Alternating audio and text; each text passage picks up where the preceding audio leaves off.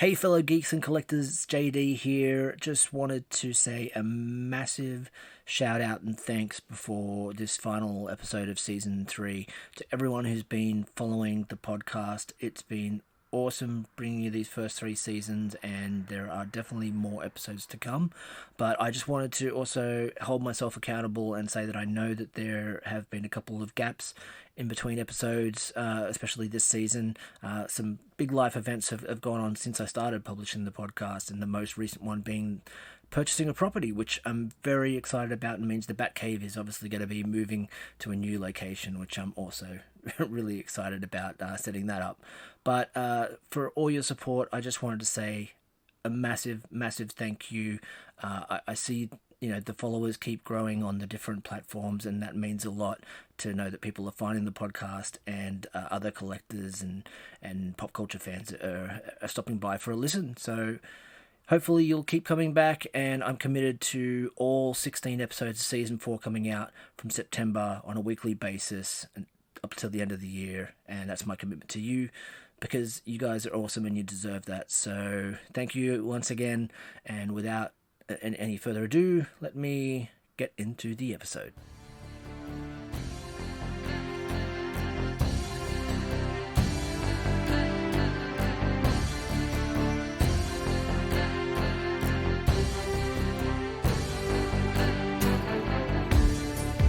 Hello and welcome to the Collecting Heroes podcast. I'm your host JD, the collector of collectors, and today's a bit of a different episode. As most people know, I interview pop culture collectors from around the world, and being the collector of collectors, I thought I'd dust a few collectors off the shelf, take them down, and insert them back into an episode.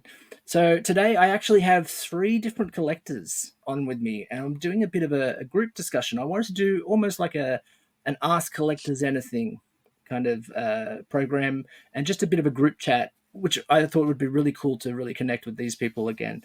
So with that, I'd like to introduce the guests that I have on the show today, and I'm going to do them in order of their appearances on the show. So first, from season 2, episode 2, we have KC, who's a Star Wars collector. KC, welcome back to the show. Thanks for having me. And next we have Cam from season 2, episode 7, a Toy Story collector. Cam, thanks for being on the show again.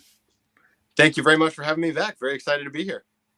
And last but not least, and most importantly, season 3, episode 1 guest, the vinyl figure collector, Marisol. Hi, thanks so much for having me back, JD. Just trying to answer through your laughter. Oh, yeah. I mean, I'm sure your audience knows how much you just enjoy having me on the podcast so much. So, really. I love having you. That's why I invited you back. So we've got all 3 of you. I've gone back and I've listened to the episodes again with all of you, and I tend to, obviously, I have the interviews. I listen back when I'm editing the podcast, and then going back and listening to them again. Casey and Cam were on last year. Marisol, it's been a few months since you were on the podcast. So listening back to those conversations and sort of reliving those fun moments was so good. It reminded me about how much fun I have with every one of you chatting, and how cool those conversations were. But I wanted to sort of just revisit some things from those episodes. So I've got a bit of a list here, and I'll start with KC. First off, we were mentioning you. Obviously, you've moved back to Mississippi recently. When we were speaking, you were in the process of doing that. You were still in Atlanta. Are you close to a Target store at all? Yes, and I am actually close to one of the Target stores that has the Disney section in it. So I get really amazing Star Wars toys now, all the Disney toys. It's amazing. I didn't have this in Georgia where I was, so it's really nice to be back home with my Disney store within the Target. And there's another one about 30 minutes away, so if I can't find something at my home Target, I've got a backup. So not the plethora of Targets I used to have, but I do have 2.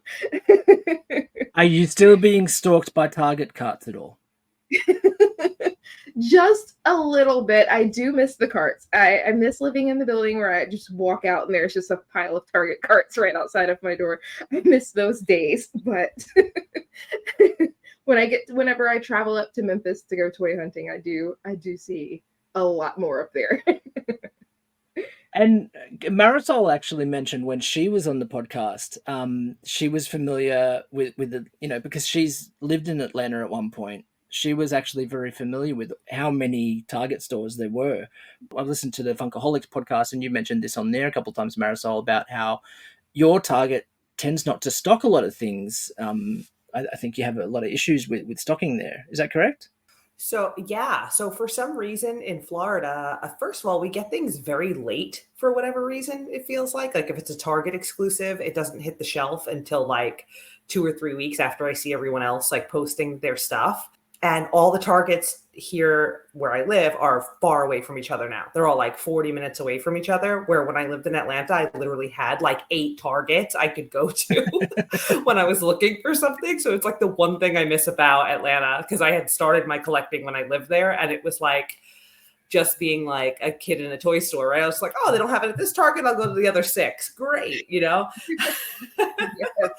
But here, it's either it doesn't come out on the shelf until like very late after the release, or the other issue I have here is that stuff never goes on sale here for some reason in my market. Like I heard you say that. Yeah, I'll see other people post like these amazing deals they're getting on stuff, and like markdowns just don't happen in my Target, which is really frustrating, which I guess is good for them because I guess it means it sells, but like they'll leave it full price forever. Like they do not care. So yeah, I'm not a big fan of my Target right now. I miss my Atlanta Targets. What's the best store for you to go to there? Like what's the one you would normally hit instead of a Target? I mean, honestly, it's like either like, the big box stores, like it's Target, Walmart, but like these days, honestly, like post pandemic, like I could get almost anything online. Or I'm lucky enough to have somebody who reaches out and says like, hey, they have it by me. I'll just send it to you, and I'll pay them for that and shipping, and they'll send it over to me. So, yeah, these days, a lot of my stuff is really done online or with other collectors. And Cam, what about you? Are you Iowa? Am I remembering that correctly? Ohio. Just Ohio. In Ohio. What's it like? What's the Target situation there? It's funny. We were actually just at Target today. There's a couple new Toy Story items that I've been on the hunt for a while, with all the new Disney 100 stuff coming out, celebrating 100 years of the Walt Disney Company. So we were actually just at our Target today, and our local Target has the same thing, where it has the sort of Disney store within the Target, which is just absolutely fantastic. I love that addition with Disney stores being gone. But ours is decently okay with stocking items. When it comes to like the Funko Pop wall, though, at our Target, that's always a complete disaster. I always hate walking over there because it's always a mess. There's stuff everywhere. I always hate just like looking through there and trying to shop through there because you can never find anything you're looking for. So my Target is not terrible when it comes to stocking new items. It's just very disorganized. So good luck trying to find what you're looking for.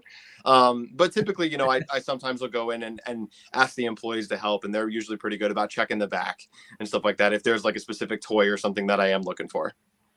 And speaking of toys, actually, Cam, and I do have a question listed.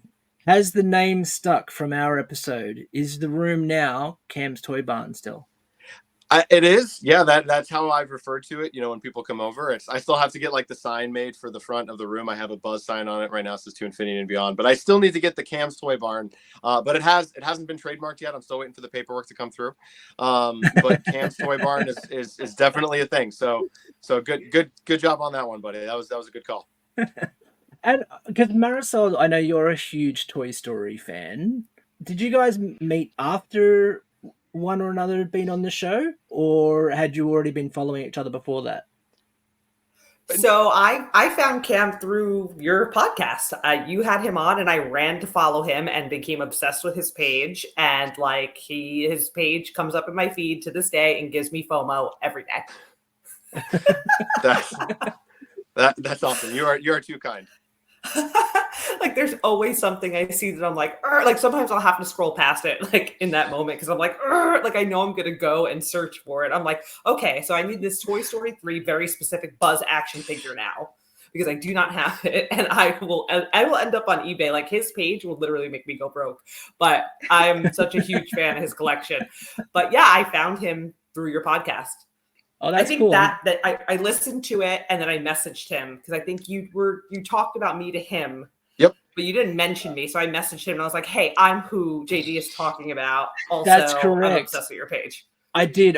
That's correct. I remember now. I did actually mention. I said I have a friend who lives in Orlando who might be happy to maybe pick you up something from the parks if you're after a Toy Story item. I believe that was, and I just didn't refer to you, in name at the time. And so yeah, no, that's cool. That's cool. I'm glad I could have made that connection. And Cam mentioned that he also started following KC today, on her page. KC, we're talking about the Toy Story collectors here. Are you a bit of a Toy Story fan yourself? What's your feeling? Absolutely. I absolutely love Toy Story. I love Toy Story 2. That's my favorite. That movie, I watched that movie so much. so much as an adult. That's Cam's favorite, actually, as well. Toy Story 2. Yep. That movie hits me in the feels every single time. Like, it never gets old. It's just there is just something about it speaks to me. I will still watch that movie and get completely emotional. I love it. Do you have anything in your collection that's Toy Story related? I think I have a couple of things. I know I have Woody that I got from the parks, and this was probably before the whole Toy Story Land opened. And I kid you not, I walked around the park with that doll.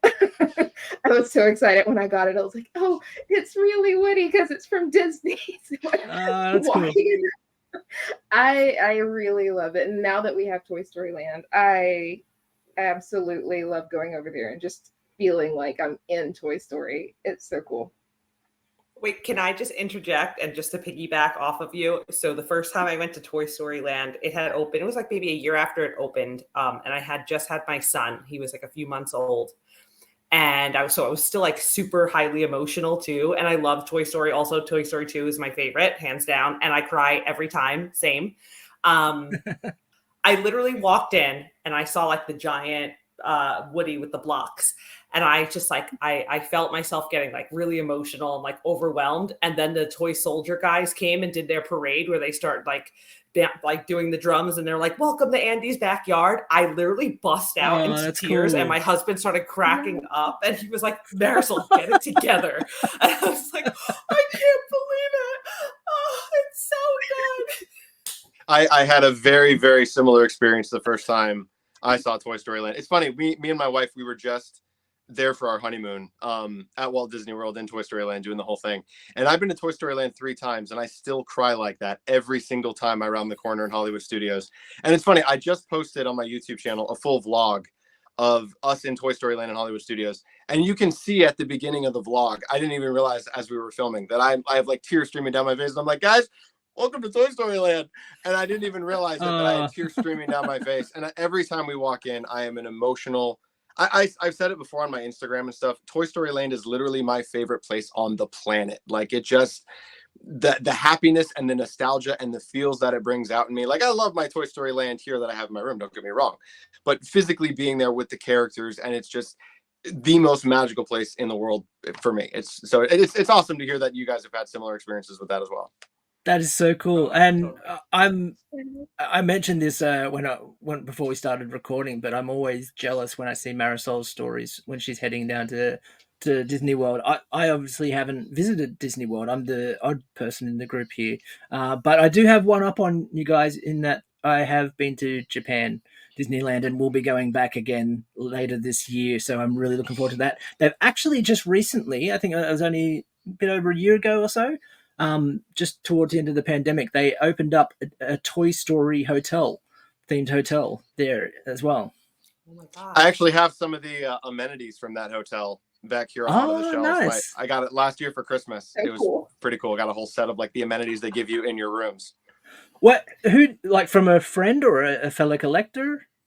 No, it was my parents actually. They sent me that as a gift, so that was quite a surprise to have all those.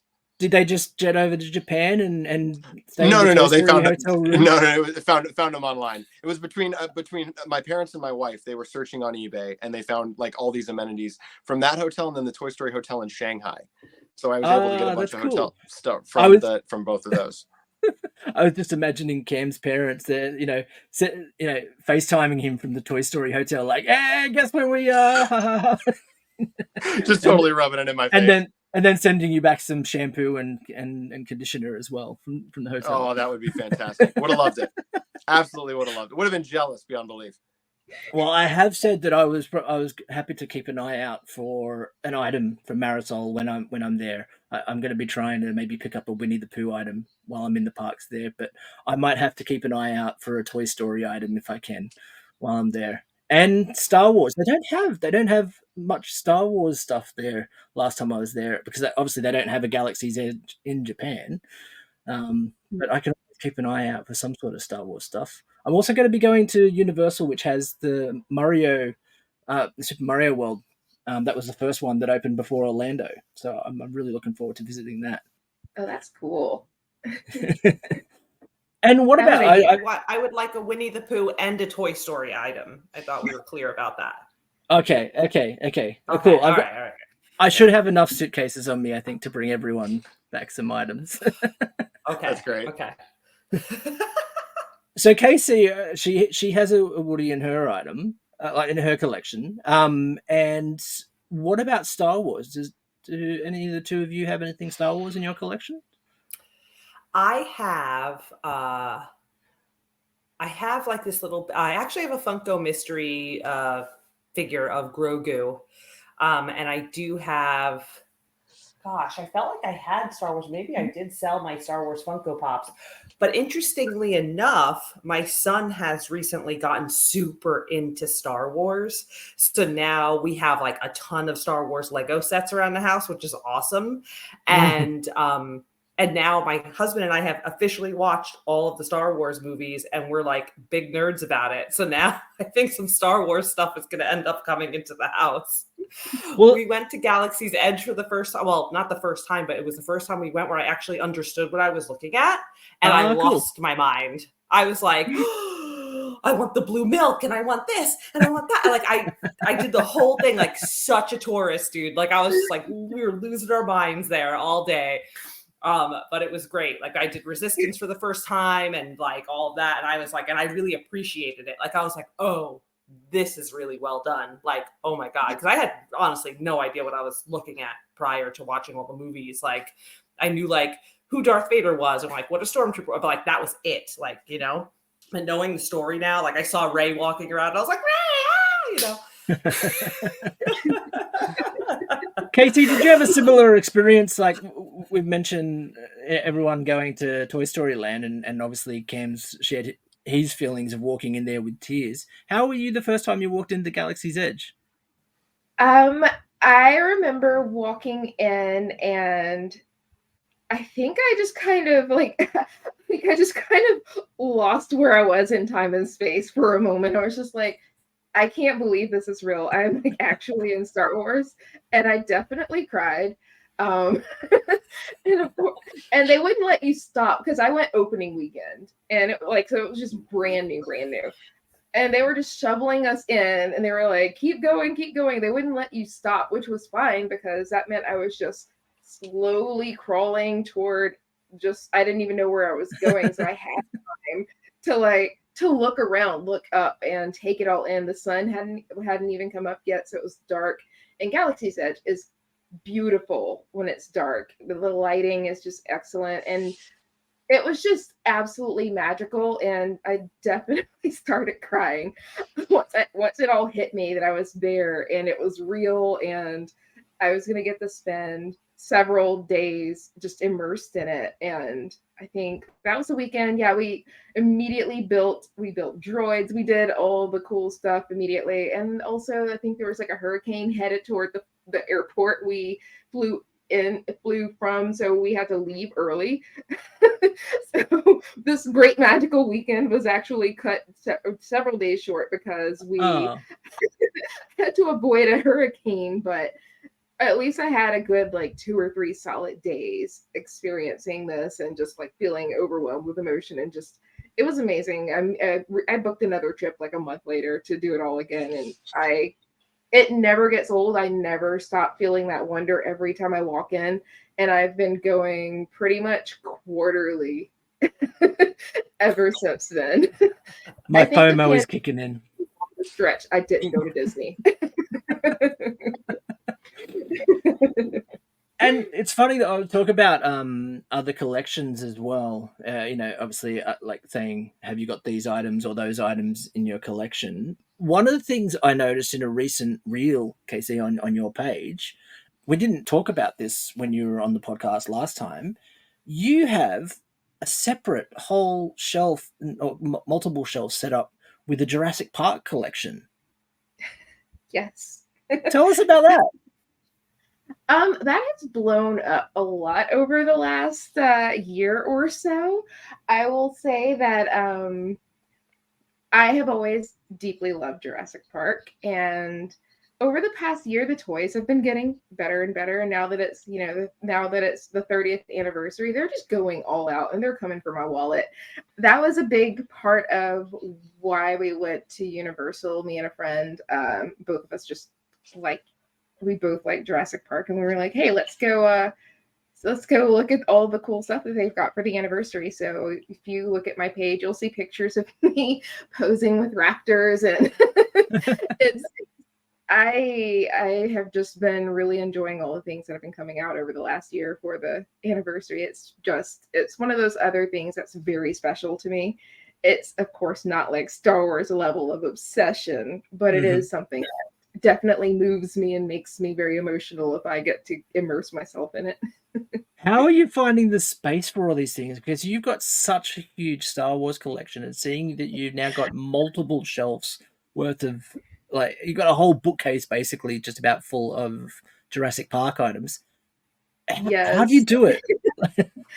In my current living situation, it's very condensed. So everything's in storage right now, except for the shelves you see behind me here.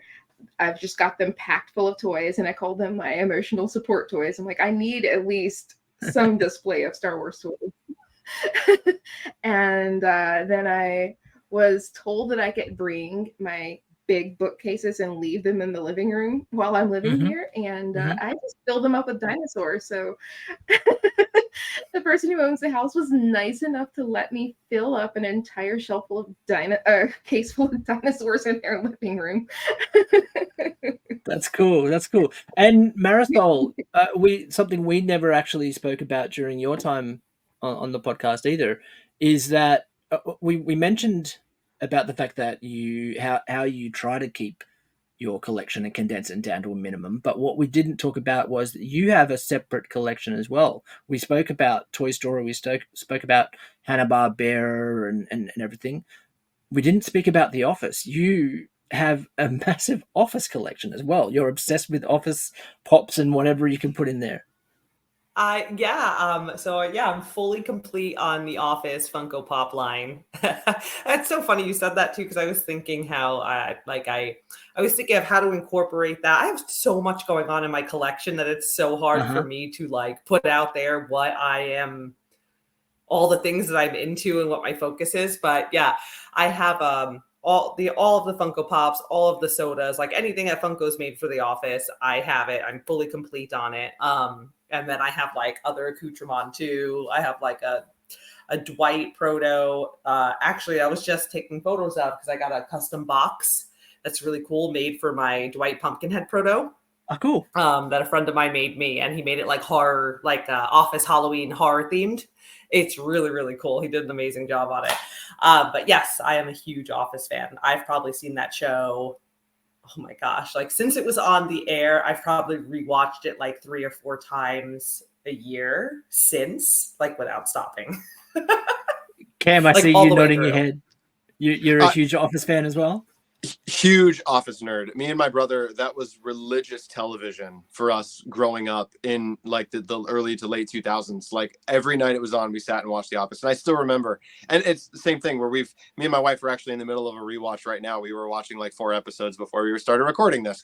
So huge Office nerd, same thing. It's one of those I still remember It was so funny. Quick funny story about watching the Office series finale is it was me and my brother watching the finale, and it was one of those moments we were watching it in the dark, and we were turning the lamp on during commercial breaks. And I forget what scene it was during the finale, but it was a very, very emotional scene during the series finale. And I went to turn the light on. My brother goes, "Don't you turn that light on." And I could hear him through the tears being like, "Don't you turn the light on. I need this moment.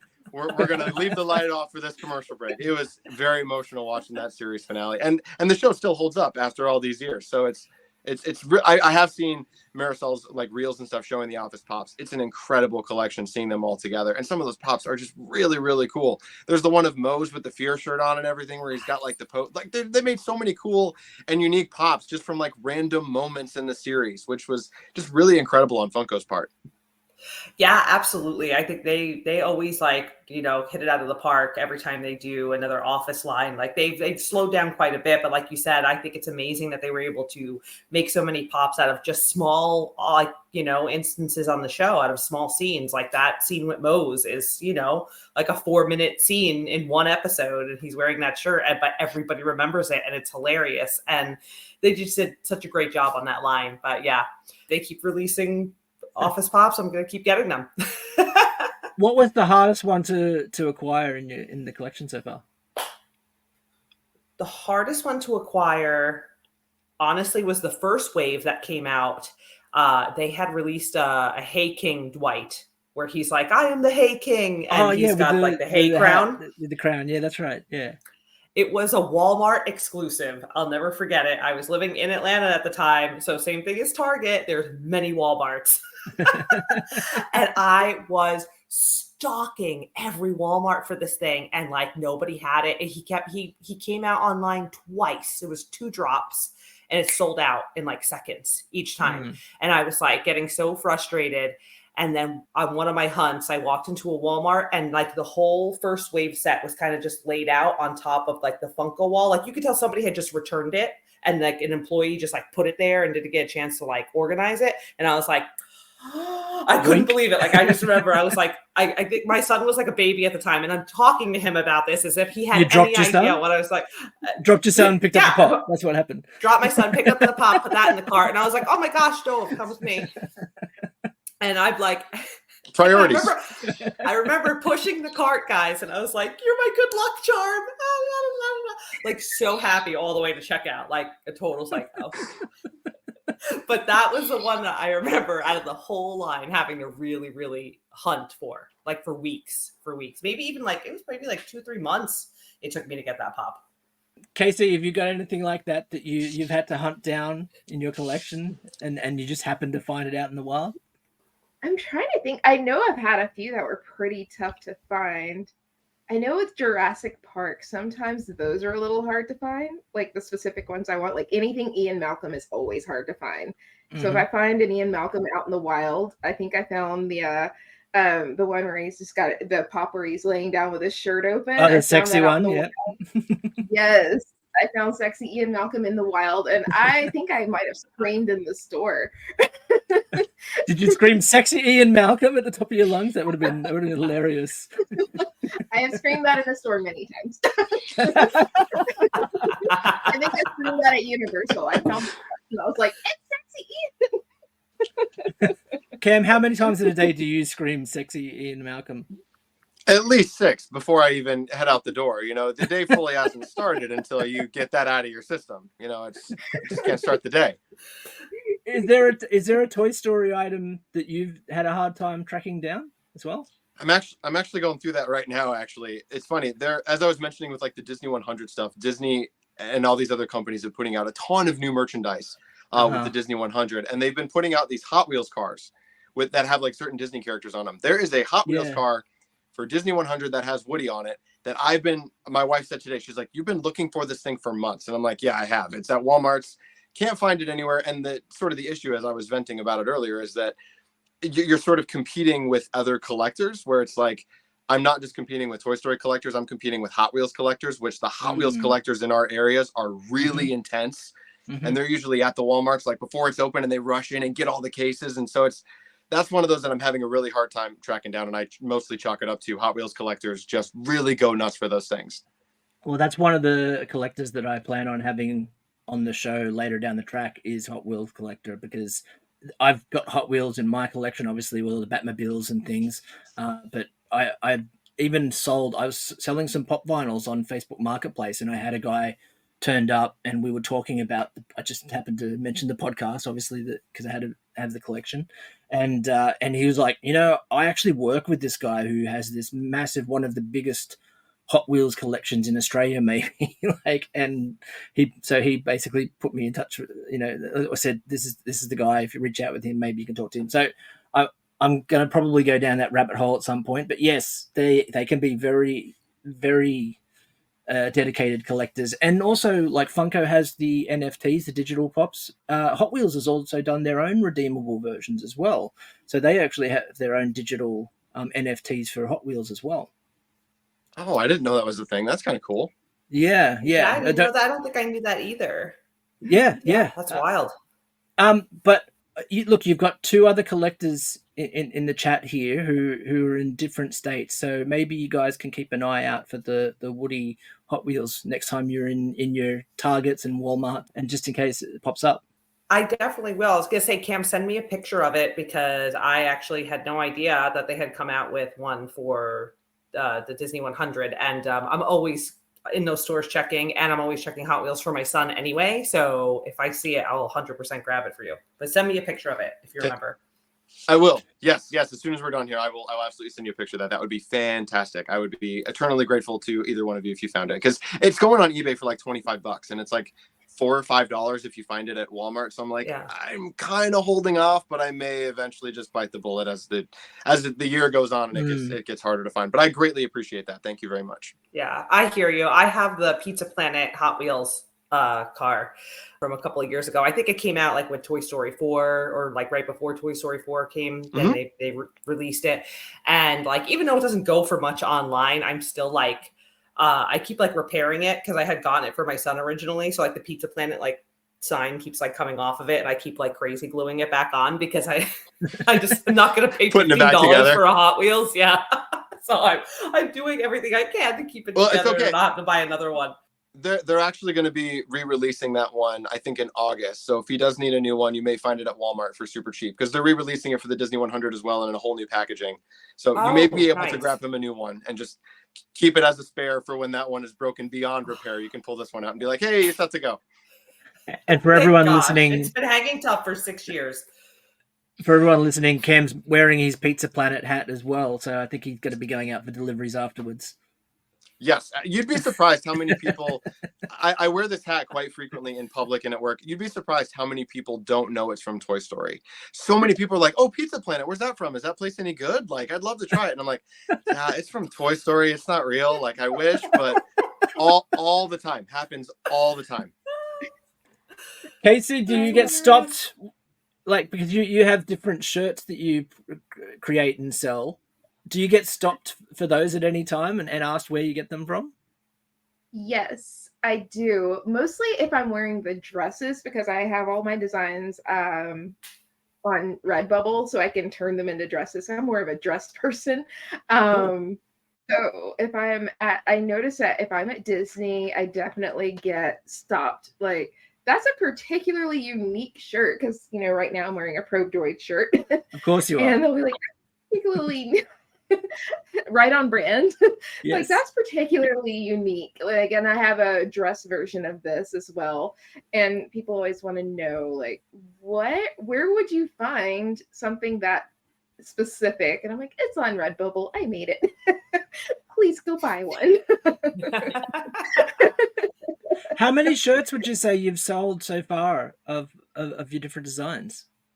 If you don't mind asking.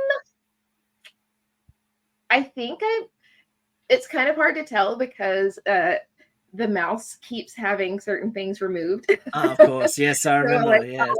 I'll smell like 2 or 3 Luke Skywalkers, and I'll be like, absolutely not, ma'am, take that down. Or, or, like Darth Maul. It's like the things that are kind of popular, Luke Skywalker, Darth Maul. They're like, no, you can't have that.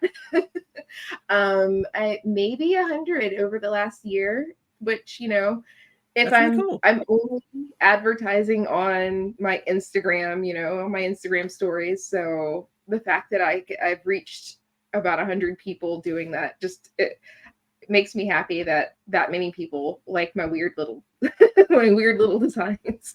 Greedo and Pro.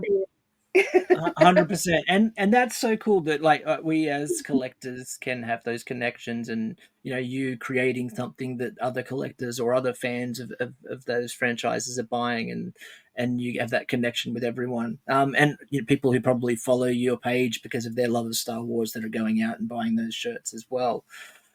Let's actually, because as I said, I did want to have this episode a little bit about sort of a roundtable collecting sort of discussion. Obviously, we're geeking out and we're diving into that nostalgia rabbit hole. So there is a question that I sort of posed to all of you earlier, and I wanted to sort of go in order. We'll go in the order that I introduced you guys. So Casey, Cam, and then Marisol. So if you just want to take a minute just to sort of answer the question, what does nostalgia mean to you? I think it means anything that gives you that warm feeling of just happiness. Takes you back to a point where you were maybe first introduced to something, or you felt your happiest or your safest, and whatever thing it was that you were connecting to in that moment. Star Wars does that for me. I think about watching Return of the Jedi specifically with my family. I have a lot of memories about that. Jurassic Park does that to me. I want to say my older sister showed me Jurassic Park for the first time, and I distinctly remember watching it with her. And, if I watch certain scenes, I remember watching it in that moment, and that's what kind of makes me nostalgic about it. So just having that connection to that happy moment. Nice. Cam, what about you? Very similar to what Casey just said. I think that I consider myself a very nostalgic person. I've always been a very nostalgic person. And what I think that means is sort of like, it almost sort of harkens back. And I always often find myself thinking back to a simpler time of like when you were a kid, and we're all adults now. We all have responsibilities and bills to pay. And, when we were a kid growing up and we had all these experiences, everything was new and exciting. And it's sort of, as we were being exposed to Jurassic Park, Star Wars, Toy Story, whatever it was for the first time. And it was when we were kids, and we had these wide eyes on the world and everything was new and exciting. And it's sort of, as you grow up, a lot of that is sort of diminished, just from the reality of the world and the reality of life and the reality of bills and working 9 to 5 and all of that. So I think it is sort of being nostalgic, it comes back to looking back on a simpler time and just remembering a time when you had less responsibilities, and it was sort of, you just sort of think back on good memories and just sort of get that, I remember that, just sort of that feeling of anytime you see an old commercial or hear an old sound, or even you smell something that just sort of brings you back to a particular moment. It's an incredibly powerful emotion, nostalgia is. 100%. Marisol? Very similar to what Casey and Cam said. Like, it's anything that, to me, it's anything that brings you back to, a feeling of like joy and that warm, fuzzy blanket feeling, and, maybe a time where you felt safe, and, or you shared a moment with a friend, and it always like just pulls you back to that time. The best way I could describe it, I'm going to go full nerd mode here. But like there's a scene in Ratatouille where Ego sits down to eat that ratatouille, and they like zoom into his eyes, and he goes back to when he's a kid and he sees his mom in the kitchen, and like that's nostalgia to me. That's the feeling, like, something that I collect or something that I watch, it does that to me, and that's nostalgia in a nutshell to me. Just like bringing you something that brings you back to a time that you want to remember over and over, and that you just love so much. It's like the reason I'm still watching The Office to this day. Cam? I was just going to say, to Marisol's point, I think that's why a lot of us love collecting what we do, and why we collect what we do is because it brings back those memories. It brings back that feeling, exactly what she's talking about. I have an item up here that is a McDonald's Happy Meal toy from Toy Story 2. And I still remember in 1999 going to the movie theater with my mom, getting that McDonald's Happy Meal toy and bringing that in there. And every time I look at that toy, I get that exact same feeling that I had when I was 6 years old in that movie theater. And it's sort of being collectors is sort of a way to preserve that feeling and to have a room filled with stuff of that feeling where anytime, you know, you sort of need that boost, you can go in and sort of, so I think collecting is very much, a lot of it is tied to nostalgia and a lot of it is tied to your memories growing up. And it's sort of cool as collectors to have these physical manifestations of these memories growing up that we can sort of revisit anytime we want to. Yeah, 100%. Yeah, and absolutely. I agree with that. All great answers. And the reason I asked that question is because that's one of the things this show does, right? Is I get to talk with everyone and go through the nostalgia of the things that they love. That's the first question I ask to collectors when they're on the podcast is, you know, where did your love of this brand or franchise or character, where did that come from? And it all stems back to that nostalgia. It all stems back to this feeling that we get, this moment in time. For me, it's funny that you mentioned the McDonald's items. There was actually, I may have mentioned these before on the podcast, but I've got those McDonald's glasses from 1995, from when the Batman Forever movie came out, and they had a set of collector glasses. And I have, though, that's like a memory that's ingrained in me, where in high school, I've also mentioned that I played music for many years and played in bands. In high school, the band that I had, we actually submitted to go to this thing called Youth Rock, which was a statewide battle of the bands where they selected a number of bands from all around the state. And we were lucky enough to be selected and go to Sydney to represent our high school. And while we were there, during our break, we went to a McDonald's, and I remember that they had that promotion on. And I remember picking up the first one of those glasses on that day. And so I have this awesome memory about that time playing music with my friends and representing my high school, you know, as in this state battle of the bands. But it's tied to this other memory that I have of going and picking up this item. And I still have those glasses today. I still have a set of those glasses, which are in the cupboard, that I use on the regular, and we make hot chocolates in and everything. And those moments, just, you get emotional thinking about them as well. Yeah, absolutely. Like, you're talking about that, and I'm looking around my room right now, and like, you know, my collection really is a mixed bag, but all the things that I go back to are things that were from when I'm a kid. You know, like I have some Popeye collectibles because that was a cartoon that was always on in my house because it was my dad's favorite cartoon, and he used to call me Sweet Pea as a nickname. And so Popeye is just like ingrained in my brain. So when I see something Popeye, I'm like, oh, I want to have that. I need to have that. Or like the monster cereals that were around when we were a kid, you know, like Boo Berry and all of that. Like that comes out at Halloween every year, and I still run to buy it because it's just that warm, fuzzy feeling, you know. Casey, do you have a favorite cereal? I do not. I have the weirdest eating habits. I eat like my weight in popcorn every day. That might stem from your time working in cinemas, because you used to work in cinemas when you were younger. I was going to say, I do remember you saying that on the podcast, and it's so funny. Every time I see your page and I see a picture of you in front of a movie theater, I go right back to the episode with JD where you're talking about how you used to work in a movie theater. And I have like that same connection. So every night I eat a bag of popcorn too. You're not alone. I literally have a microwavable butter popcorn every night. It's like my thing. And then watch The Office or whatever I'm watching.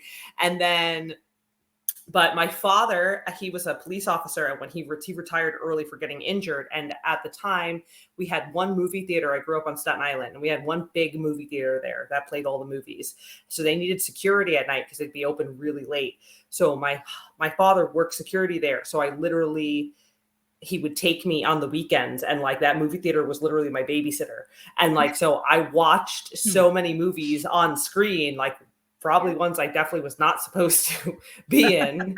And I used to like count the popcorn tubs with the crew at night. And then I would or fall asleep in the projection room and things like that. So like, I totally get that movie theater connection too. But That's so experience. My sister, my older sister, she's 10 years older than me. So I would have to go to work with her some nights, and I would just have this wonderful theater as a babysitter, and I would just eat popcorn and watch every movie I wanted to watch. Oh my God, it was the best. I loved it. I used to run all over that movie theater doing everything. Like, being behind the counter, doing the inventory, like learning the projection room. Like it was great. Like I wouldn't have traded it for the world. So I get that connection. That's probably why I eat popcorn every night. Yeah, that's definitely why I like going to the movies every single week, and I can't stop eating popcorn. The smell makes me happy. Just if I smell it, I'm just like, oh, movies. Yes. I'm due to go to the movies in Sorry, I didn't mean to throw us off of the cereal. No, 100%. Like, let's take if the conversation goes that way, let's go there.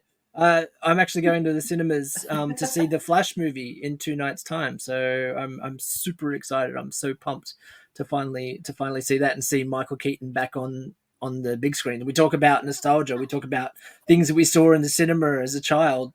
Michael Keaton as Batman, 11 years old, when I saw that in the cinema, and you could probably tell right now by the look of my face, maybe, that I'm super giddy with excitement, like, to actually see him on the screen again. And there's been so many good reviews coming out. I've been really trying not to get too many spoilers, so I'm really excited to go and see that in a couple nights' time. Is anyone going to go out and see that? Probably. Do you think? You know what? If it gets your stamp of approval, I will go see it. I will wait and see what you say, and then if you say it's good, Michael Keaton's great, then that'll sell me on my ticket.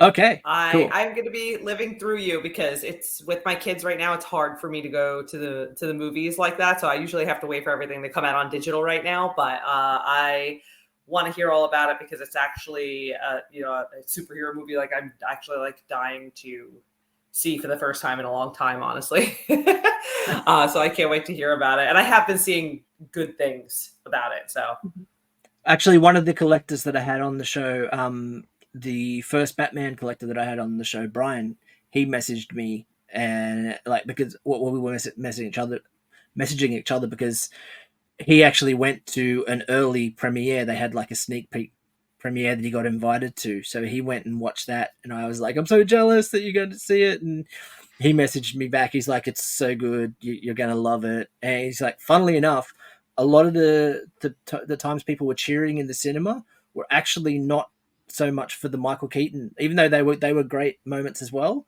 There was so many other moments that were like that had the crowd excited. So I'm really, really keen to see that. But let's take it back to the collecting.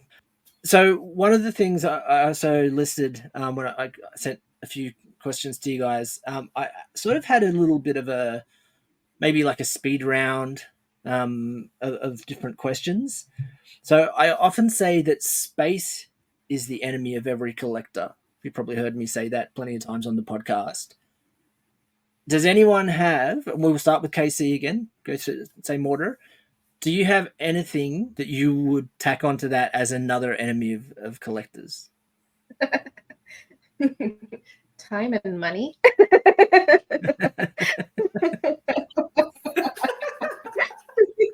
I don't think it's a long list, is it? Really? Like, I could probably go through the others and probably have the same answers. I am so embarrassed by how much money and time I spent on finding Jurassic Park merch last week. Tell us, how much time do you think? We couldn't find the store, so we were like hunting everywhere for it, and they, like, the people who gave us directions that work there were like giving us the wildest directions. And finally get there. I spent a very long time in that store looking at every single item. Even though I looked at it online, it's different when I see it in person. So I bought a lot of things I had no intention of buying. We spent considerably longer in the store than I budgeted time for that day. Like, it messed up later day plans. Well, as long as you got the items you were after, right? I got what I needed and things I didn't need, but I got what my heart desired. As soon as you said that song popped in my head, as "You Got What I Need." That's a theme song of me walking into a store that has everything I want. Just, yeah. Cam, what about you? What's the most amount of time? Because I think the answer is probably going to be the same for everyone. But if you've got another one, please tell us. But otherwise, what's the most amount of time you've spent hunting for an item? out in the wild or online? Okay, so you say that, and I'm particularly brought back to 2019 with the release of all the Toy Story 4 toys and the Toy Story 4 merchandise. And it was the signature collection Duke Kaboom, which I have sitting right here on my shelf. And I checked, there was one day, I think I went to 6 Targets in one day, and I was like constantly refilling gas. I was calling Targets. The one Target I remember calling that was like 45 minutes away. I was like, this is the DCPI number. This is what it looks like. Do you have one? He's like, yeah, I'm holding it right here in my hands, bud. Drive on down and get it. I'm like, great. Search is over. I get down there. He's like, oh man, I'm sorry. I sold it right before you got here. And I was like, oh no. All right, that's great. So I ended up searching like 3 other Targets. I found it at like, I think it was like 8:30 at night. And it was like right before the Target was about to close. And it was 2 of them. And I was buying 2 of them because another buddy of mine wanted one. I was like, one's for me, one's for him. I'm doing this and just being done with it. But I think it was close to a 12-hour day by the time I started looking for Duke Kaboom. And by the time I actually found him at the end of the day. So it was really cool watching Toy Story 4 when he came on for the first time. I was like, I spent all day looking for you. Like, Wow. So I already had a connection with him. So. I tell you what, that guy who you called and said, I'm holding it here in my hands, and you said, I'm coming to get it, and then he sold it. Well, Yep. If anyone's familiar with Romeo and Juliet, A Curse on Both Your Houses, that's how I feel. I'm bringing a wrap from just one. If I drive 45 minutes after I said, hold it for me. Like, I'm like, dude, I'm literally going to go get in the car right now and I will be right there. I'm not stopping. I'm going straight there. And yeah, it was gone. Yeah. So yeah, thank you. Thank you very much. We'll curse them all together and we'll see. Karma will get them at some point. So terrible. Marisol, what about you? The longest amount of time I've spent hunting for something? Is that the question? Yeah. Well, if you want, Okay. or do you have something that's an enemy of collector? Do you have anything to add to that? I mean, honestly, no. We all know it's space, time, and money, right? Yeah. But for me, I think it was like the most hunting I ever did. Like totally, like the Toy Story 4 collectibles that came out took up a lot of my time, and there was a lot of driving around for all different things. I don't remember one specific thing that I was like trying to get, because there was a bunch of stuff that I was getting. I think it was like probably most of the action figures that came out for that is what I was really looking for. Oh gosh. Wait, there was one. It'll come to me. If I think about it, I will tell you guys on the story. But there was one action figure that I was looking for. Oh, Tinny. They had released Tinny as an action figure, and I think he was a Walmart exclusive. So I was like hunting him down for a while, and I finally got him. But it was for when they released the Super NES, like the small Super Nintendo NES that came out with the retro one. The mini one, yeah. Okay. Yeah. So this was like a wide like issue where like they were releasing them to Targets, but like Target would get like 2 or like 3, and people were like lining up at the stores before. Yes. I will tell you that I've spent many mornings and hours driving from Target to Target to Walmart to Walmart. I have been at a Walmart at 3 a.m. looking for that thing because it came up on like a stock tracker online, okay, and like stalk the poor woman working electronics, and they were about to kick me out of Walmart because they thought I was like insane and trying to like do something. I remember calling my husband. He was traveling at the time, and I was like, oh my god, I was like, I think they're gonna kick me out of Walmart. He's like, why are you at Walmart at 3 a.m.? And I was like, because I'm looking for the Nintendo, and it says that it's here, but she's telling me it's not. She won't go look in the back, and I know what they're gonna put it out. And I finally got one, but that was probably one of the wildest hunts and for amount of time and things I saw happen during those hunts. I chased a grown adult man, raced through a store from the front to the back of electronics. So, and let me tell you that I had met him on a line at the store previously, right? And me being naive at the time, I'm just like blabbing all my secrets to this guy, right? I'm like, oh, and then you use this website, and this website tells you that how many they have at this store, and blah, blah, blah, blah, blah. And like they're going online for like $300. And this guy was like, I'm just trying to get one for my son. Gives me this whole sob story. Well, he showed up at the next store that I showed up at, and I swear it was like out of a movie. Like we both got out of our cars, we looked at each other like this and ran through the store. I was so angry. What's the movie? There's a movie that has like a father that's going for a toy. and Jingle there's, All like, the Way. It's Yes. Jingle All the Exactly Way. what I Yeah. It was Jingle All the Way, okay? But like this guy was not buying it Yeah. for his son. It was a made-up story. He wanted to flip it, right? But like at the time, I didn't realize that's what a lot of people were doing. Oh my god.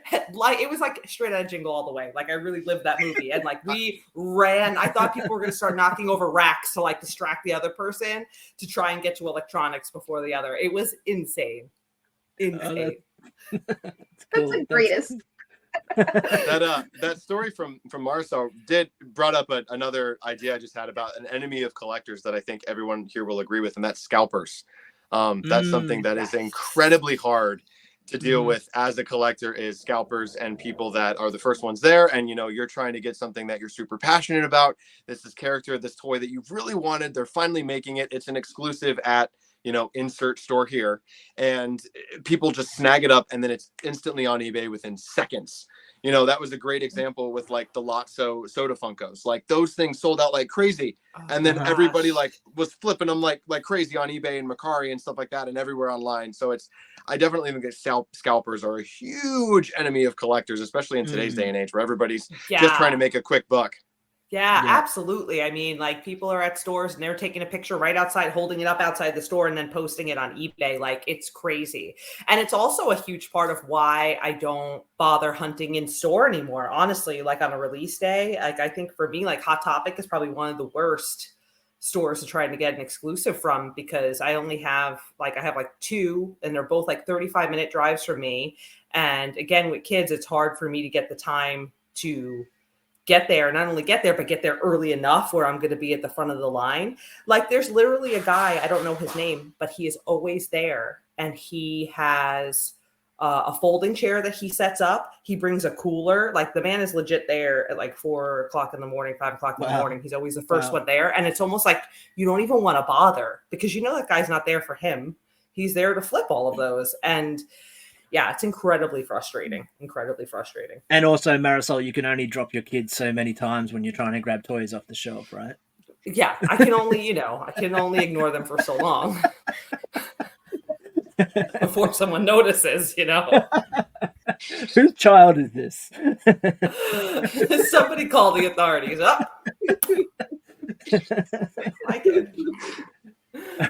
Well, let's move on.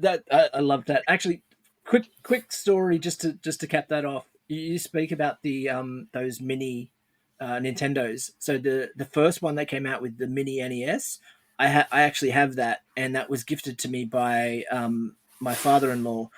He had to line up and get there early to the local Big W store, they're called here in Australia, to pick that up for me, and he gave that to me as a Christmas present. And my brother-in-law, his own son, was super jealous of this Nintendo that I got, and I felt bad. I was like, he knew that I was a massive geek and got me this, but his own son was like, "Where's my Nintendo?"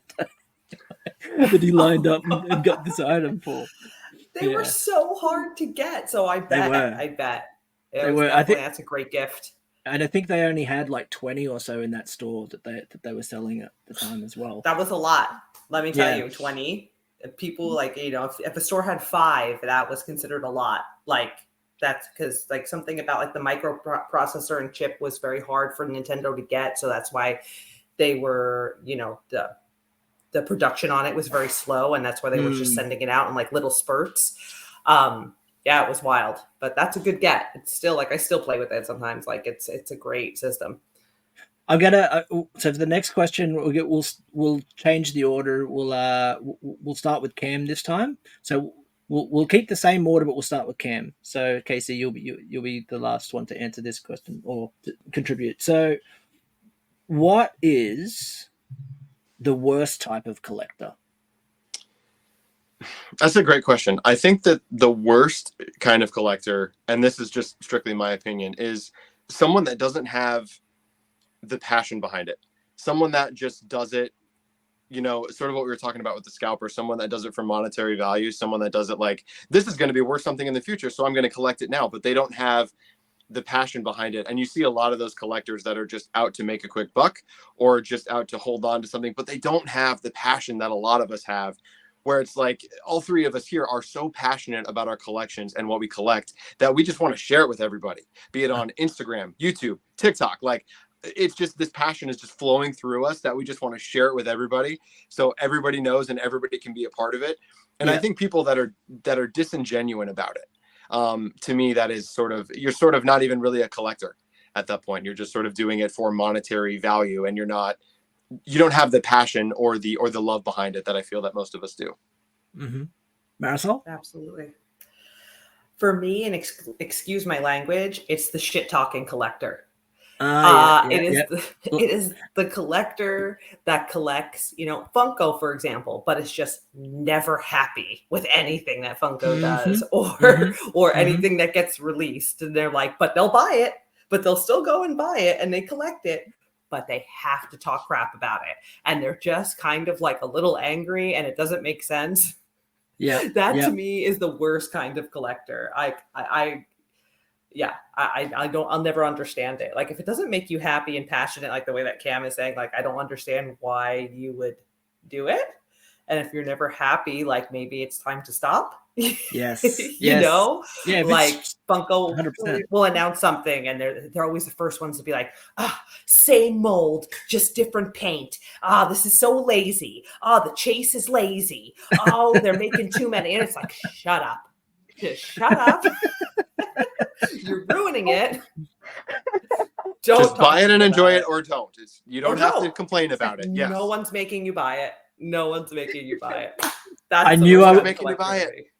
I knew I would get the Pop Fox to pop off before the season was, or the episode was over. Casey, what about you? First of all, let me just say I love that. You don't have to buy it. Because Funko does that a lot. Same mold. And they'll like change the base color for Star Wars figures. They'll just like, it was silver at this convention. Yes, they did the silver one, yes. And then they'll do, it's black now. And they're like, aren't you excited about this pre-order? No, it's the same thing. Just don't buy it. Don't like turn it into a 3-day, I have to post every day about how angry I am. Just don't buy it. I don't get it. Yeah. I think that kind of goes into mine. Like, it's collectors that I consider hoarders, or just they just want to have things. They just want to have a collection and they're kind of completionists for the wrong reason. Like, I have to have the entire line, but there's no emotional connection behind it. You're just going through the motions, and then you've got these things and you're displaying them, and you can tell you don't love them because of the way that people talk about them. It's just like, these are the things I have. Just look at them. I just want you to like, they're doing it for the likes and not because like, I think you can tell from my general personality that if I'm not posting on Instagram, I'm still playing with these things. I love them. I don't need every single thing in the line if I don't love it. Like the Obi-Wan Kenobi show line, I don't have every character from that show. I just got the ones that I loved. And a lot of people criticize that, like, why didn't you get everything? I get a lot of criticism for not keeping things in the box or not getting every single thing. And I think that's just the kind of collector I don't like. Is just someone who's just hoarding everything and getting everything just to have it, or just the kind of person that'll clear off the peg in a store and not leave one for the next collector. I don't understand those people. Just, you don't need that much. If you're not going to love every single piece, why are you doing it? Right. Yeah, totally. And I think for me, the worst type of collection, each one of you has made awesome, valid points, and I probably would say exactly the same things. But the boastful one, and it kind of goes a little into what KC was saying there, but those boastful collectors on, obviously we all spend a lot of time on Instagram, right? Posting our collection, following other collections. And there's those ones, like you mentioned, they have to have something and post it. Like that, we've come into this FOMO culture on Instagram now as collectors, where we see something and we have to have it, and some people have to be the first one to post it, You know, like, look what I got. Like, I'm so proud. I'm the first one. It's like the comments on YouTube first, right? Like, that they have to be the person that does that. Whereas for us, we're obviously collecting just because we love the items. Like, if I collect something and I don't post it until a month after the box arrived, I don't care. You know, good for you if you were the first one to post it on Instagram, but everyone's like chasing that those followers and those likes, and the algorithm's made that way to force us to do that as well. So I don't necessarily blame some people for doing that, but it's just that this purveying culture of having to be the best collector or the first to post it. Like, do you guys find a similar thing? Am I alone in that? Yeah. So I wanted to share, like, to Casey's point, is that, like, along my collecting journey, right, in the beginning, when I first started collecting, I just started collecting like everything I was like a fan of, like every fandom. So like Rick and Morty, for example, I love Rick and Morty, and I started buying pops from the Rick and Morty line. But for some reason in my mind, I had it like I needed to get all the Rick and Morty pops. And then I got like disgruntled about it because they were releasing so many. So I just like sold all the ones I had. And then the same thing with like Stranger Things. I just sold all the ones I had because I wasn't going to have them all. And now when I look back on it, I realized like I never needed to have them all. I just needed to have the ones that I really like or enjoy. And that's what brings me joy. But that got lost on me in the beginning because I guess I was just so overwhelmed by the amount of stuff that was out there and whatever. And also like with my Marvel collection, I have a very tiny Marvel collection and I don't really show that much. And I had sold a bunch of it off, but before I did, a part of me wanted to just keep it for the sole purpose of like, I see a lot of people posting this and it does well. Maybe I should keep, you know, my WandaVision collection. Then I stopped myself and I was like, ew, like I felt icky, you know, I was like, ew, what am I saying? Like, I don't need to do that. Like if it's not bringing me joy anymore, I could let it go, or I could just have the small collection I have. And it doesn't, you know, like, so I could see where people get caught up in that. Like what you're saying, Casey, like they just want it for the attention and the likes, but that is the wrong reason to collect, you know. It is a lot of pressure. Yeah, it's a ton of pressure. It made me very unhappy. Yeah, it takes the joy out of collecting. And that's why I quit trying to even do it. Because I was like, if I don't love it, if I'm not feeling that joy, if I'm just worried about what other people are, like the feedback I'm getting for other people, I'm not doing this for the right reason. Right.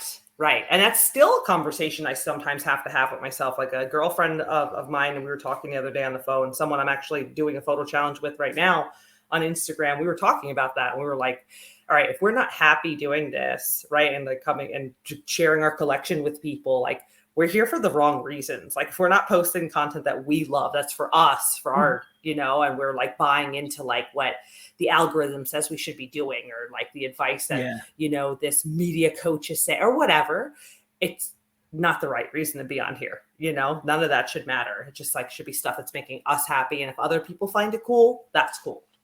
Totally. Cam, I spoke to the other two about other collections that they have. Do you have anything else that you collect other than Toy Story? I don't think I asked you that earlier. No, it's okay. I have a very boring answer of no. I just collect Toy Story, just anything, everything Toy Story. So it's a boring answer from my end. My wife, however, Casey will get a kick out of this being the Star Wars fan. My wife, however, is a massive Wicket the Ewok fan. So she's a huge Wicket collection. She probably has close to 15 to 20 Wicket plushes, where like anytime we see a Wicket plush anywhere, be it at a toy show, convention, Disney parks, Disney store, anytime it's a new Wicket plush, we have to get it. We got the Wicket Funkos, the Wicket Loungeflies. So I don't, but my wife is a massive Wicket the Ewok collector, so she loves that. Nub. Yup. Nub. And you know what's funny? I like she had never seen. She had seen the Star Wars movies growing up, but not like in depth. And one night we were sitting down watching them, and we were going through all of them, and we got to Return of the Jedi. This was maybe 10 years ago. We got to Return of the Jedi, and Wicket comes on screen, and I've never, like, if you ever need proof of love at first sight, this was it, because she literally made me pause the movie, and she went, "Who is that?" And I'm like, that's Wicket the Ewok. He's got a big part in this. She's like, I'm obsessed. Who is he? Tell me everything. Like, is he in this movie a lot? And I'm like, let's keep watching. He's in the movie quite a bit. And I love her immediately. yeah, it was so instant. It was just, who is that? Who is that, and how do I make everything about it? Well, I have to ask. Has she watched Caravan of Courage then? Yes, we have. We sat down and watched it when it dropped on Disney Plus, and that was an adventure, I'll tell you. Yeah, and the Ewoks is the Ewoks cartoon show as well. That one's fun. That one, we've actually popped on a couple times, and that one's sort of a guilty pleasure. That one's sort of fun every now and then. Doesn't hold up too well, but the theme song's pretty fun. Well, taking it back to the question, so obviously we spoke about the worst type of collector, and Marisol, I'm going to start with you this time. Who do you find is the best type of collector? I think the best type of collector is like the cheerleader collector, right? Like, I think the best type of collector is somebody who is, constantly like trying to show people like why what they collect is so great and why it means something to them, why it means so much to them and why it makes them happy. Or, cheerleading for other people's collections. Like, I have a ton of friends that collect stuff that I don't collect, but I'm so interested in what they're showing from their collection and learning about it. And I'm like always so excited to see, someone's massive collection of other stuff that I don't know. Or maybe you call me an enabler. I don't know. You can be, but I'm always the one that's like, yes, yes, yes. I think just the really positive cheerleader collector is the best type of collector. I agree. Casey? I will say the exact same thing. I like someone who finds joy in other people's collections, even if it's something they've never heard of. And sometimes people have come across through your podcast and be like, I didn't even know this was a thing and I love it. Like, I'll instantly be like, tell me more about this, and I'll go down a rabbit hole. Like, I have to know everything about this thing that this person's collecting. And it just makes me happy to see other people being happy. It's just, I like collectors who enjoy what they do and then also like to share it. And that's kind of the whole reason I'm on Instagram is to meet other collectors and just kind of share that joy and share stories about the things we're collecting. I think that's the reason we all do it here, like at least everyone here in this conversation, and the reason behind me doing the podcast as well. But I have to put you on the spot and ask. You mentioned about discovering other collectors and going down rabbit holes like through the podcast here. Who in particular, is there one that stands out or a rabbit hole that you went down? Recently, the rubber duck. What are you called? The rubber duck? Oh, Tubbs. Again? Tubbs. Yes, that one got me. I was like not fully aware of this. And now I see them everywhere. Like, I guess I just wasn't paying attention to them. And now that you've made me aware of this as a collecting possibility, I'm just like, oh, look, there they are. And they're so cool. I was like, I love that. I just love that just through your podcast, I'm just discovering all new cool things. They actually have a few different Jurassic Parks versions of the Tubbs. The one thing they don't have, because they got knocked back by Lucasfilms, was or Disney, was they don't have Star Wars, so they haven't been able to add Star Wars, unfortunately. But little behind the scenes from that episode, after that episode was finished recording, and I was still talking to Vince, that collector. He actually showed me. He actually had a prototype because he's friends with the people that work Numbskull Designs, and they actually gave him a prototype. One of the prototypes they came up with when they were pitching the idea of the Star Wars Tubbs to Disney and Lucasfilms, and he's got a Stormtrooper Tubbs, but you can't purchase them because they're not in production. It was just a prototype, and it looked so cool. I was like, oh, I hope they get that license eventually, and they can make it. It looks so good. Get me more Stormtroopers to collect. Yes. Make a Finn rubber ducky. Oh my goodness. I wish. I hope. Finn and Greedo. And Cam, what about you? What's your feedback like on the best collectors?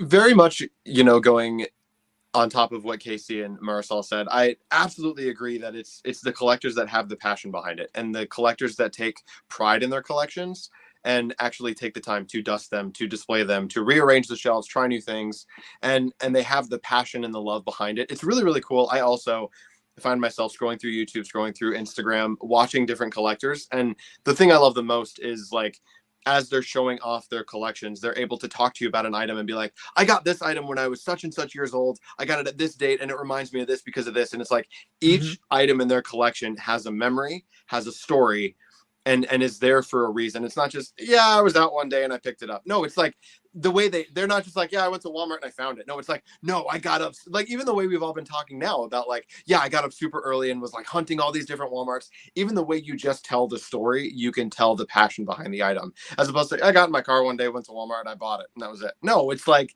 it sort of fuels us. And it's sort of, so I think the collectors that have that passion and that love behind it, and each item has a memory and a story, is definitely the best type of collector. And in terms of creating content, it's definitely the collectors that I enjoy watching the most, is the ones that have the passion behind it. And you can tell that not only from their collections, but the way they talk about their collections.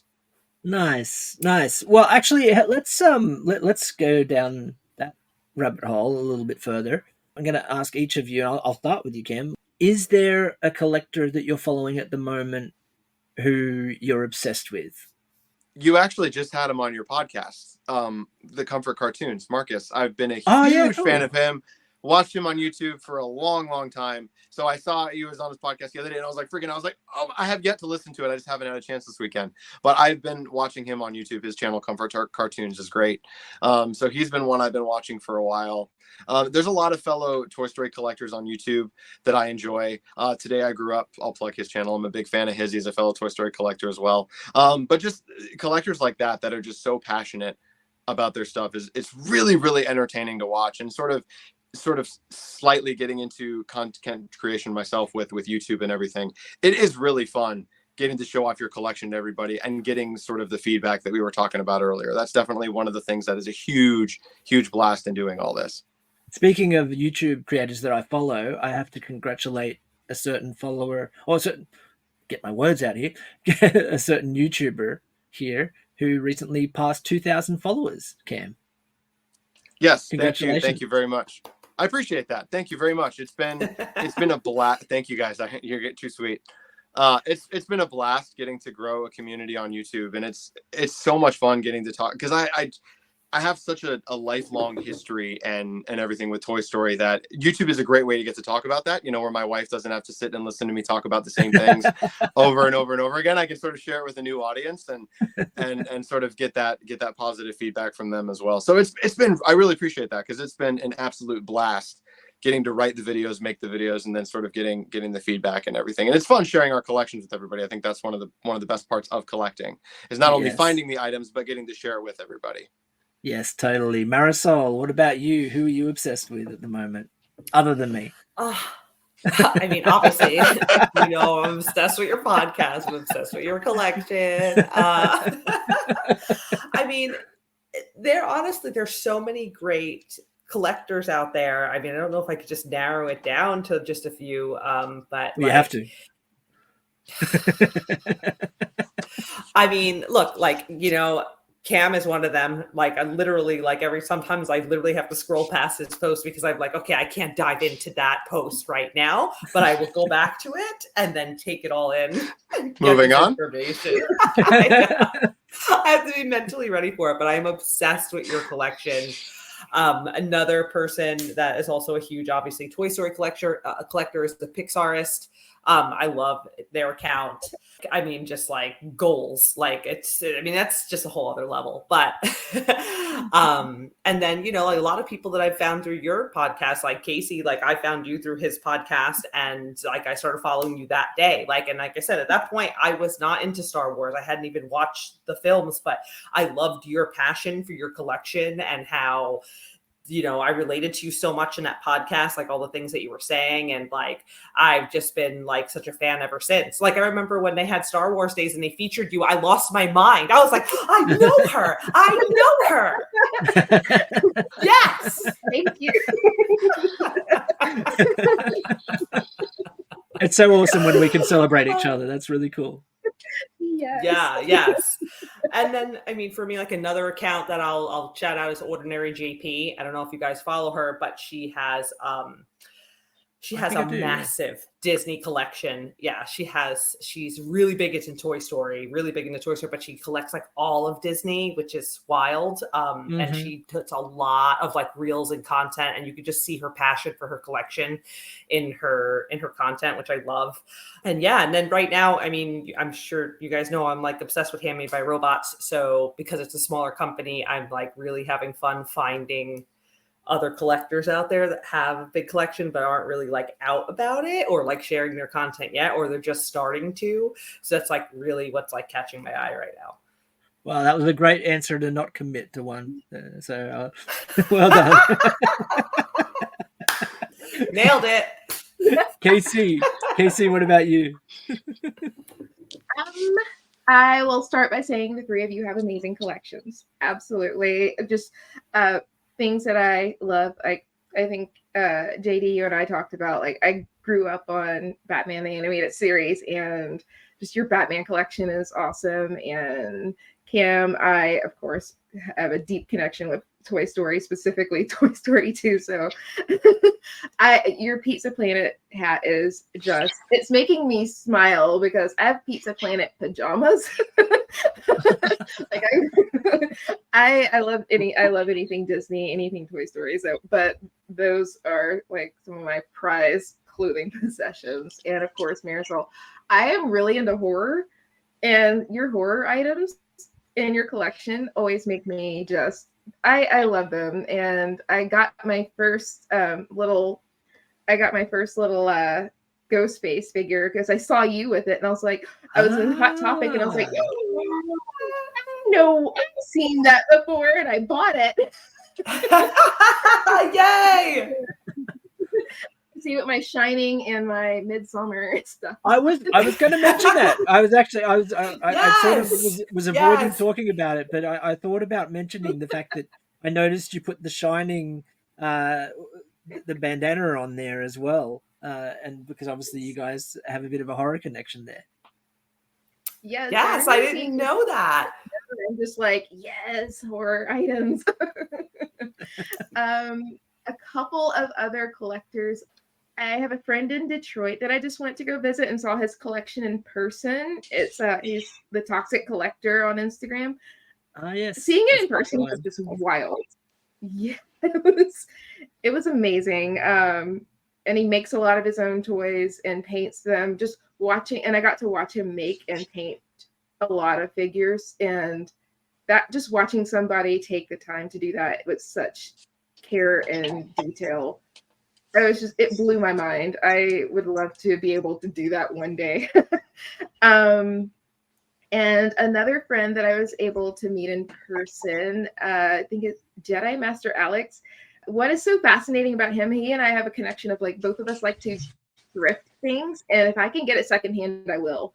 Like, I would prefer to get anything from a thrift store, or I would rather get it secondhand because, I don't know, it just feels like it has more love that comes with it. If I can find like an old 8-track soundtrack to Empire Strikes Back, like, that means something to me, something old and like that's had a whole life before it got to me. So he and I share that connection, and his collection of vintage and thrifted items blows my mind. And just the fact, I'm just like, I need to go thrifting with you one day because I don't have the level of luck he does. It's absolutely wild. So those are two collectors that I really like what they do. Nice.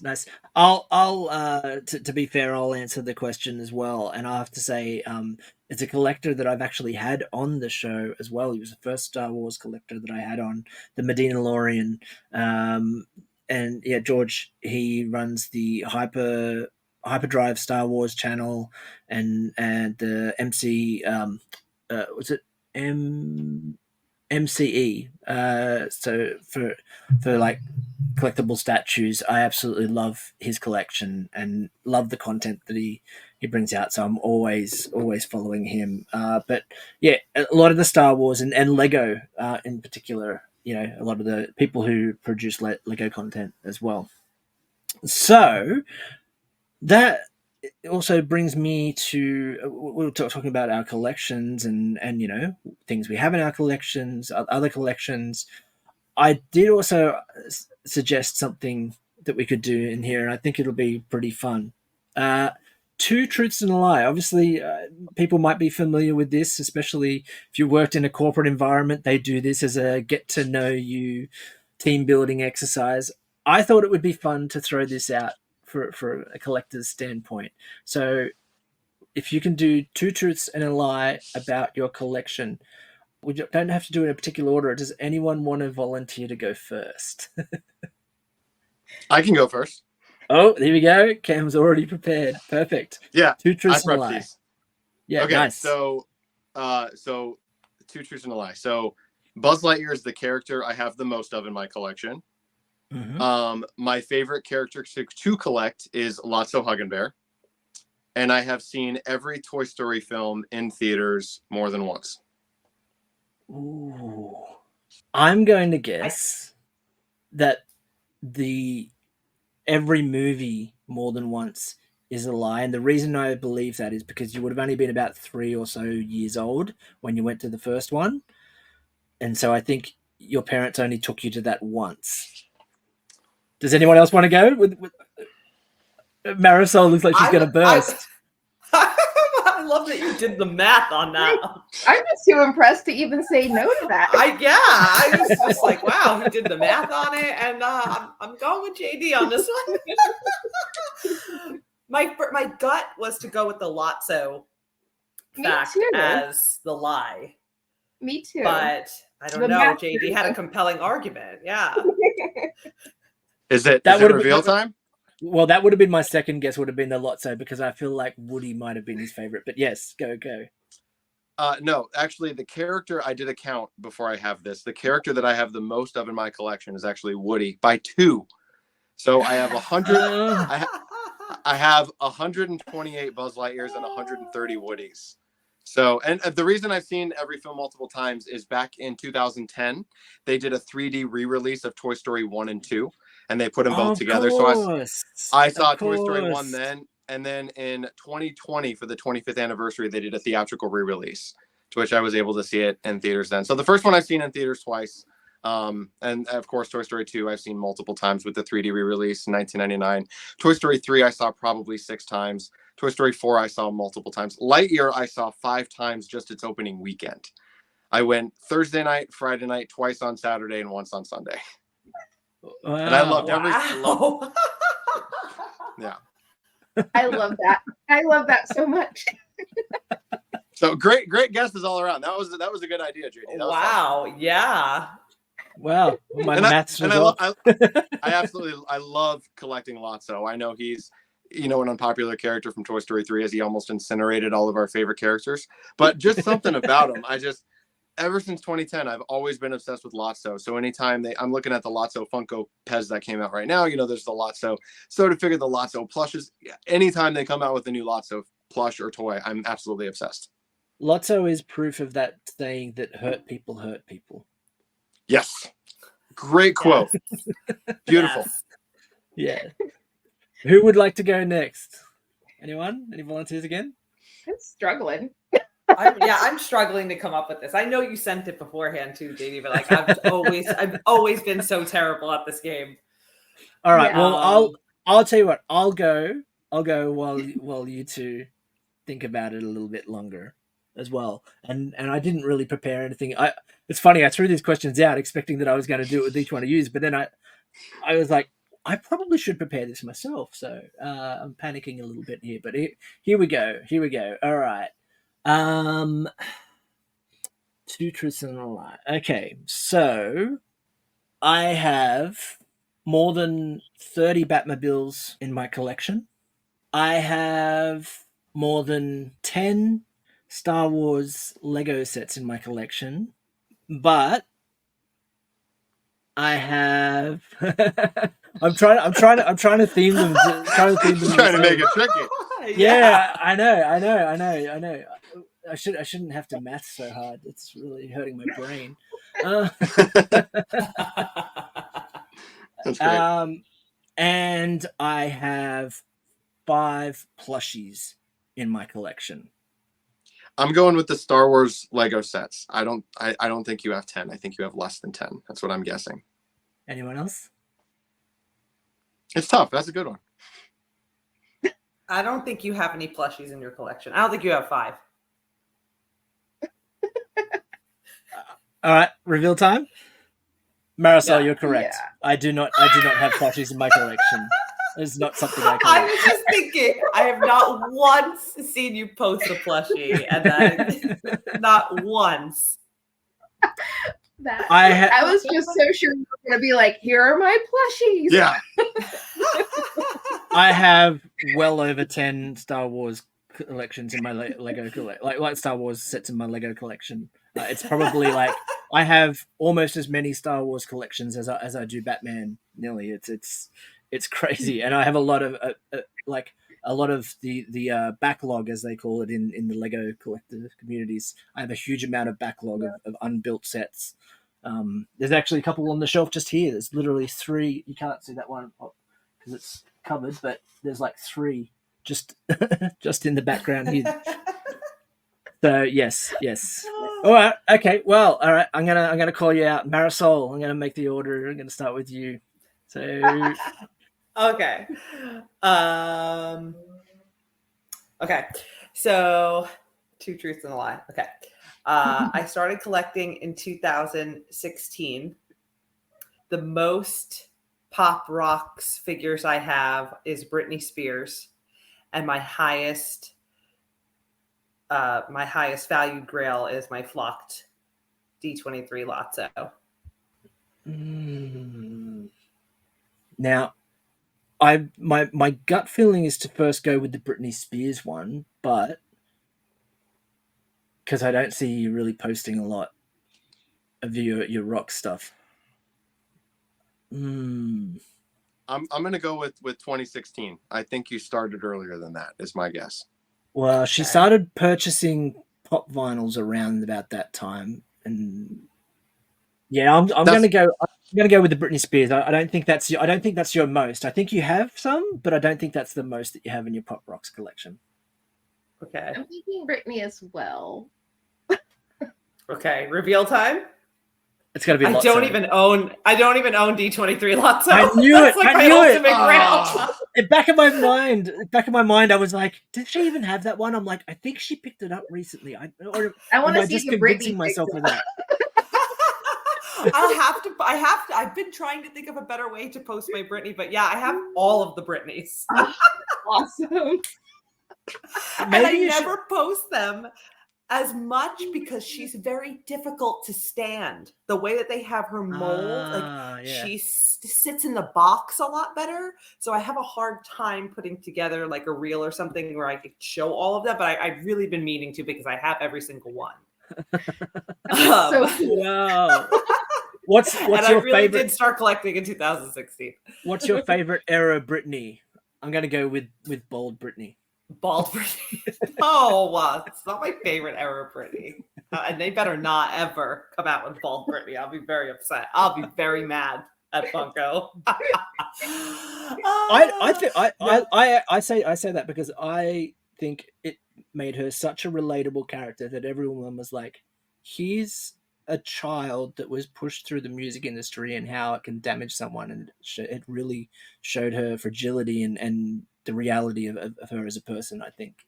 Oh no, absolutely. Like in real life, like I was very much deep in the throes of the Britney breakdown saga, and like I still even watch like documentaries about it to this day because like I feel so bad that she went through that, and that you know what we know now, and we're so open talking about mental illness and struggling with things like that. I find it like very fascinating, you know, no matter what she's got going on now. I really feel that she went through that in the public eye at the time that she did, you know, and the time of Perez Hilton and all these bloggers, like, you know, oh my God, there's just like scenes from those days I'll never get out of my head. Like, you know, these people chasing that ambulance, like that paparazzi chasing that ambulance the way that they did. And I was just like, I can't believe we let that happen. Like, it's always so shocking to me, her whole story.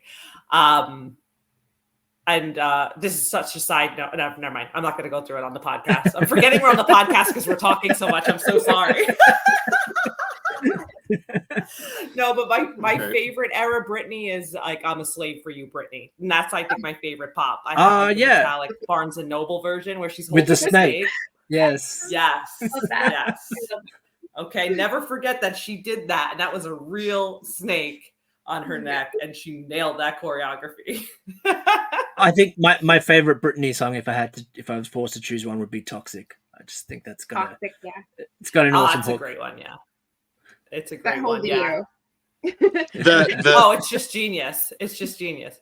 The Oops, I Did It Again album was the first CD that I actually ever purchased. Like there we go. That was right around the time that we were transitioning from cassettes to CDs.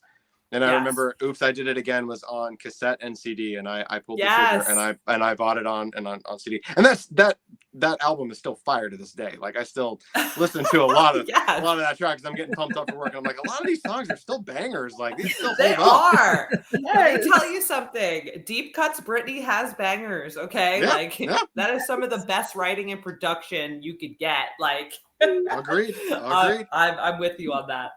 Wow. All right. Well, while we're getting sidetracked, Casey thinks she's going to get away with not having to do it. But I got to pull it back. Oh, yeah, Casey. Casey, it's your turn. Tried to just sneak out of this. Yeah. So you're just doing the Homer, just backing into the bush. Yeah. So that was fun. She was like, well, that was great. Next question. Yeah, that was great. We'll see you next time. So I will say I have a lot of collections that I don't even put on Instagram.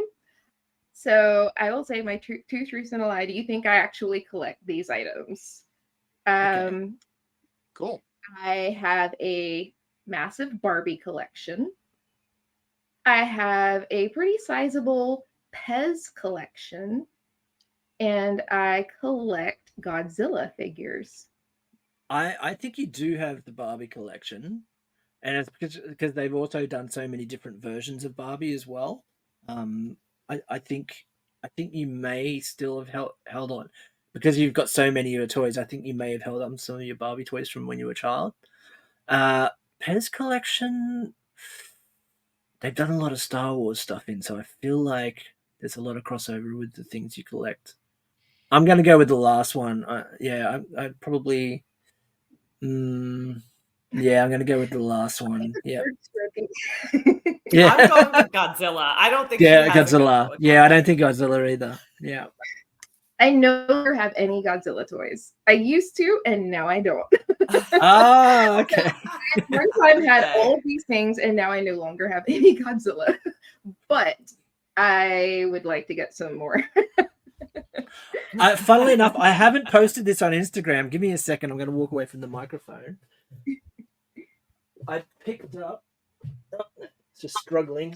Sorry to listeners that pause but I have here a recent addition to my collection that I purchased off eBay in the US. I had no idea these things existed, but people listening obviously can't see what I'm holding up. It's a Darth Vader Pez, but it's a mega-sized one that is literally about, I think it's 12 inches tall.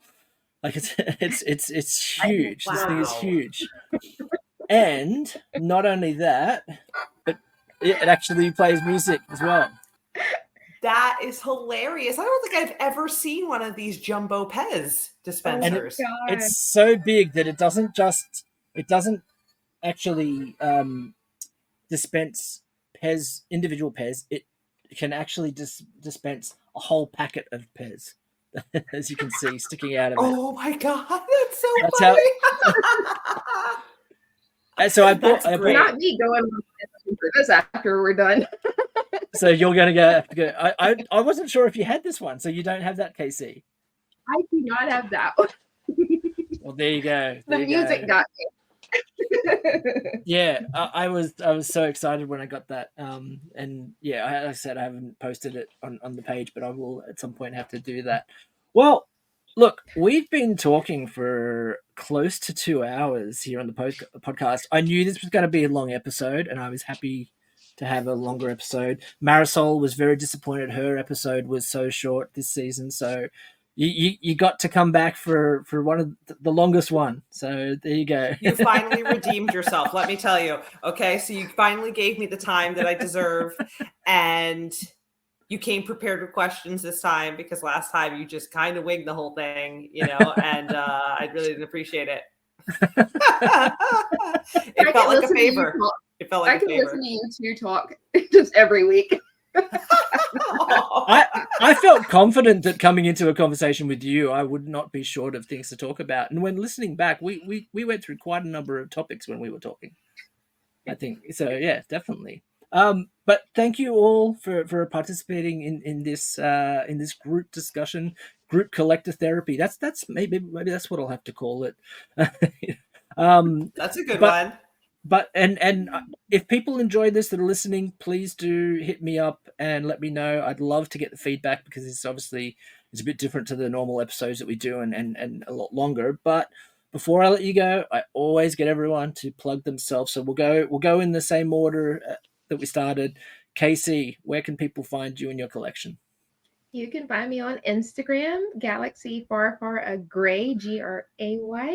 And I have links to my shops and everything in my bio. So please go look at my silly little shirts there.